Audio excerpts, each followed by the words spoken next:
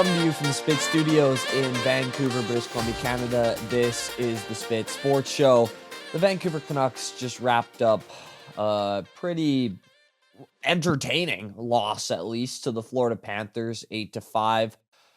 As far as this team goes throughout this season, that is kind of the one, like, really, really happy, no one can question it thing about this team is they are a lot more fun to watch than they were last year, which is a treat for the fans considering the amount of mediocrity and band-aid and patchwork that this roster has gone through really since 2014, probably. Like, it's one of the most basic quotes in the history of quotes, but it's worth repeating. The definition of insanity is trying the same thing over and over again, expecting a different result. That was said by a pretty smart guy named Einstein. The Canucks are an objectively insane organization. Like management, not management, ownership just refuses to hit the blow up button in any circumstances. Now, as far as rebuilding, right now, I wouldn't. I would give it a couple more years with this core because, like Alvin said when he was asked about this, when you have Quinn Hughes under contract and you have Elias Pettersson, who has been playing better lately, and you have Brock Besser, and you have guys who could be contributors to a team that goes on a deep playoff run, you do want to try to build around them. But we've seen so quickly these teams who have committed themselves to these 3 to 5 year rebuilds just shooting up the standings this year in particular. Like the Ducks look like a wagon. The Blackhawks are in a playoff spot. The Sharks are doing just as well as the Canucks right now with a far, far better future in front of them. And again, it all comes back to, and I hate beating this dead horse. Not really. It's just how I feel. But we have, I got to stop saying we. The Canucks, I'm not part of the team, have the worst ownership in the NHL. And I don't think it's particularly close. They don't understand long term team planning. They just don't, and I need to accept that, and with this roster, it's gonna look like it does every other year that I can remember, again, since about 2014. A middling group of okay players with no real play driving on the forward core and no chemistry. That's the other thing that happens when you start plucking pieces and shifting cards around these core group of players. Chemistry is so important in hockey. Knowing where a guy is going to be just vicariously by not playing with him for a while and just having that instinct with somebody, that is something that's built through repetition. And the fact that the Canucks just continue to bring in these filler players every single season, like on paper, I don't think this roster looks all that bad. But you add in the fact that these guys are A, like I said before, a little under talented, and B, haven't played together, so they can't make up for it. Like, it just makes it so this team has a 0% chance of making a deep playoff run this year. 0. And even with Petey heating up, the Canucks just have such a significant lack of controlled zone entries coming from their forward core, which is another reason why I thought Hedel was going to be such a big part of this team this season. And obviously, what happened to him just stinks for everybody. But with a forward core that doesn't have a lot of speed or, quite frankly, a lot of skill, you have to make up for it with great defensive schematics and great goaltending. Well, their Vezina candidate's hurt again. Kevin Lankinen has been playing awesome.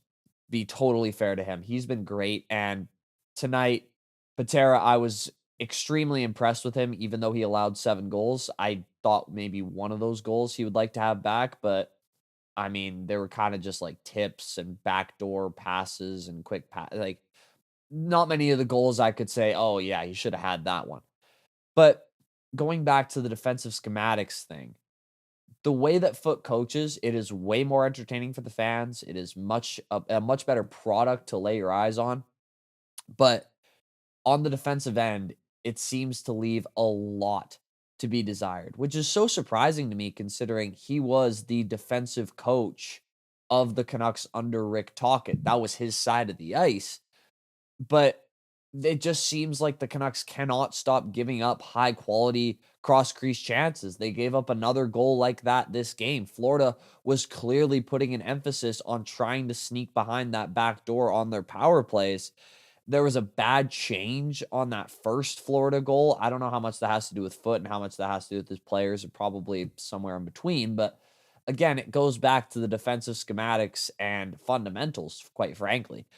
And I think their defensive play really shows in their penalty kill, which is the most glaring stat. It sits at the very bottom of the league at 67.2%. Now, I did record that before the Florida game, but Florida, I think, had a power play goal or two, so it's not like their percentage would have gotten much better. It's still 32nd or 31st.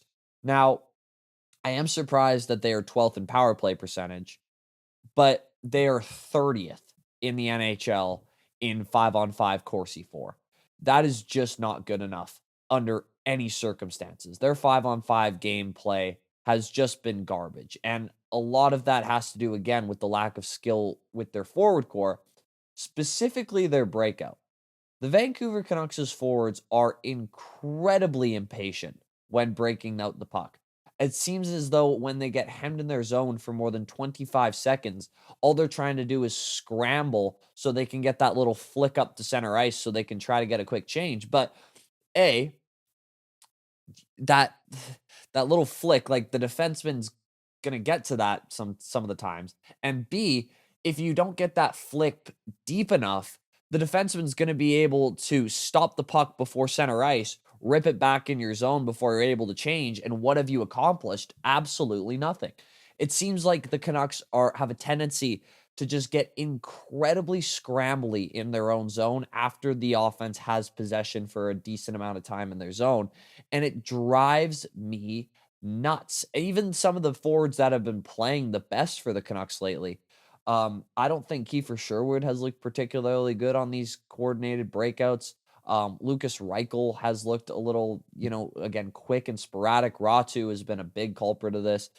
But as far as getting to the playoffs, which is a completely different conversation than a playoff run, I don't think this team is quite as bad as their current standing placement would suggest. I keep saying that the injuries are going to get better because I believe it.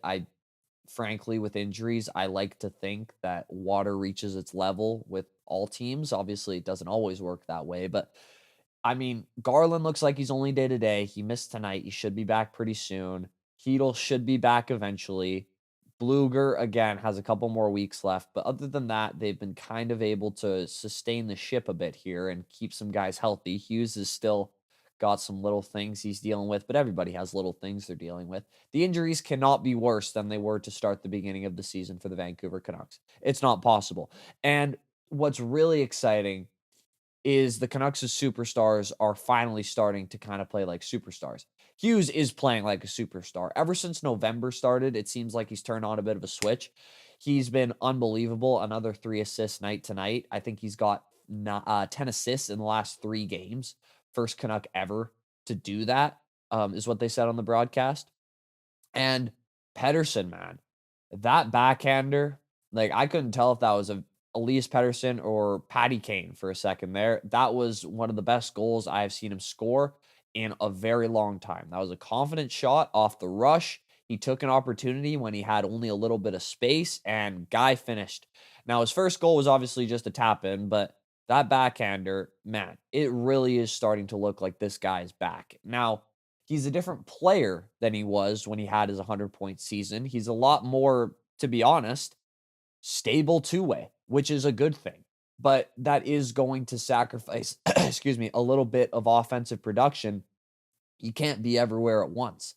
And he's also starting in the defensive zone 40% of his shifts. So clearly the Canucks have an emphasis on him playing that lockdown, stabilizing center role, which I think he's been doing really well at. Drew O'Connor is developing right before your eyes. He's always had the skating ability, but his puck control has just been terrible. But I mean, he had an unbelievable zone entry today on that first goal that he scored where He cut through a couple of guys, was able to sustain it, get behind the net, and punch one in past Bobrovsky. He's looked really, really good lately. Willander is a legit contributor already to this team. He is an exceptionally bright future, I think, for the Canucks. Right-handed shot defenseman is what everybody and their mother is looking for in the league right now. It seems like the Canucks have one for their future. Hedel, like I said, Hedel and Demko should be back. All of this to say, I stand by that this team cannot make a deep playoff run. And they continue to be in that hellhole middle ground of sports, which I hate any team being in, where you're not good enough to get a high draft pick and really start to make a new core, and you're not good enough to have any chance at sniffing a championship. In my opinion, when you're in that situation, what are we really doing here? Is your goal to win, or is your goal to be fine? And the Canucks' goal, like I said, worst ownership in the NHL, is to be fine. So, with those parameters in place, which I despise, but let's go with them, making the playoffs is what this team needs to do. And this next 10-game stretch is going to be just a glaring tell for how this team is going to develop the rest of the season, because these next 10 teams have a combined record of like right around 500. It's 4.92. So just a bit below. But essentially, they are going against a clean slate of teams. Not too good, not too bad. This is a barometer of how good this team can be in terms of making the playoffs, in my opinion. So this stretch is going to be super interesting. Again, I think the Canucks offense is rounding into form a little bit. Their defense needs a lot of work, but there definitely is a bit of a light at the end of the tunnel here if your goal as management, players, whatever, is just to get in the tournament. There is still, in my opinion, a good chance of that happening. But is that enough? I guess that's a question for you guys. And it is a question that you can answer in the comments below. Let me know, did you enjoy what you heard today? What do you think the Canucks are going to end up with for the rest of their season in terms of their record? Will they make the playoffs? Let me know in the comments down below. I'm small enough as to where I can read all comments. Love doing so. So drop something down there. Please leave a like on the video if you enjoyed what you heard. Please subscribe if you really enjoyed it. The Spit Sports Show just hit over 450 subscribers. Big things happening on this channel. And as always, I will see you all in the next one. Peace out. Love you guys.